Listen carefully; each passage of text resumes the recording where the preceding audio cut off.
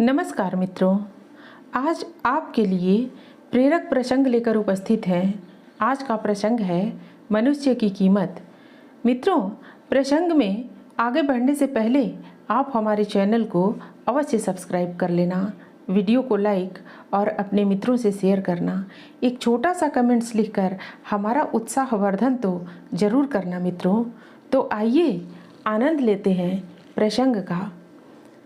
लोहे की दुकान में अपने पिता के साथ काम कर रहे एक बालक ने अचानक ही अपने पिता से पूछा, पिताजी, इस दुनिया में मनुष्य की क्या कीमत होती है?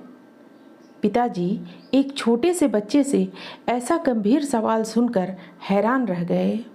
फिर वे बोले, बेटे, एक मनुष्य की कीमत आंकना बहुत मुश्किल है, वो तो अनमोल है। बालक, क्या सभी उतना ही कीमती और महत्वपूर्ण है? हाँ बेटे। बालक कुछ समझा नहीं। उसने फिर सवाल किया, तो फिर इस दुनिया में कोई गरीब तो कोई अमीर क्यों है? किसी की कम रिस्पेक्ट तो किसी की ज़्यादा क्यों होती है? सवाल सुनकर पिताजी कुछ देर तक शांत रहे और फिर बालक से स्टोर रूम में पड़ा एक लोहे का रॉड लाने को कहा। रॉड लाते ही पिताजी ने पूछा, इसकी क्या कीमत होगी? बालक, 200 रुपये। पिताजी, अगर मैं इसके बहुत से छोटे छोटे कील बना दूं तो इसकी क्या कीमत हो जाएगी? बालक कुछ देर सोचकर बोला, तब तो ये और महंगा बिकेगा, लगभग 1000 रुपये का। पिताजी, अगर मैं इस लोहे से घड़ी के बहुत सारे स्प्रिंग बना दूं तो? बालक कुछ देर गणना करता रहा और फिर एकदम से उत्साहित होकर बोला, तब तो इसकी कीमत बहुत ज़्यादा हो जाएगी। फिर पिताजी उसे समझाते हुए बोले, ठीक इसी तरह मनुष्य की कीमत इसमें नहीं है कि अभी वो क्या है, बल्कि इसमें है कि वो अपने आप को क्या बना सकता है। बालक अपने पिता की बात समझ चुका था।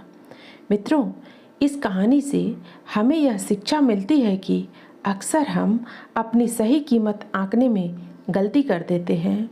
हम अपनी वर्तमान स्थिति को देखकर अपने आप को बेकार समझने लगते हैं, लेकिन हम में हमेशा अथाह शक्ति होती है। हमारा जीवन हमेशा संभावनाओं से भरा होता है। हमारे जीवन में कई बार स्थितियां अच्छी नहीं होती हैं, पर इससे हमारी इज्जत कम नहीं होती है। मनुष्य के रूप में हमारा जन्म इस दुनिया में हुआ है, इसका मतलब है हम बहुत खास और महत्वपूर्ण हैं। हमें हमेशा अपने आप को सुधार करते रहना चाहिए और अपनी सही कीमत प्राप्त करने की दिशा में बढ़ते रहना चाहिए। मित्रों, फिर मिलते हैं अगली प्रस्तुति में नई कहानी के साथ। धन्यवाद।